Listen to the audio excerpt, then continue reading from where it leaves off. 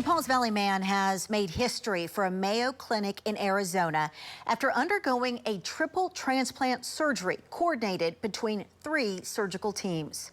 News 9's Mike Glover spoke with the patient and members of his medical team. That's tonight's Something Good.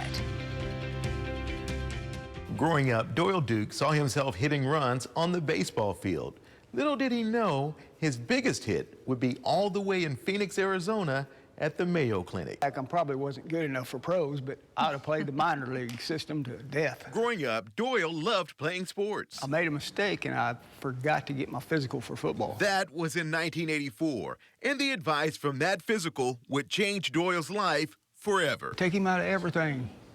Don't let him walk, don't let him do nothing until you see me again. Doyle had a rare congestive heart problem. It was a journey starting then. With open heart surgery in 1995, a pacemaker installed in 1996, things seemingly were not getting better. You know, it just deteriorated from there. His body feeling the effects, it was time for a real conversation with his doctor. You know, Doc, I think it's time to start changing parts.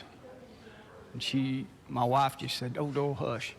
And that doctor looked at her and she said, "No, he might be right." So Mayo Clinic in Arizona is the largest solid organ transplant program in the country. Doyle's heart condition was so bad, he was sent to the Mayo Clinic in Phoenix, Arizona. Pursuing a heart transplant, they uncovered that his liver is sick as well. And also they uncovered the kidneys are sick. Doyle would need a triple organ transplant, a first for the clinic. And thankfully, an organ match was found quickly. They wheeled him out and the door closed, and then I was like, oh, this is real. I will tell you, there are 3 transplant teams that were involved in the surgery. The liver transplant team, the kidney transplant team, the heart transplant team. It would be a 14-hour process. And with recovery for surgery of this magnitude, doctors anticipate some challenges. Well, it would have been easier if I hadn't had a pancreas problem. And then they got that kind of solved.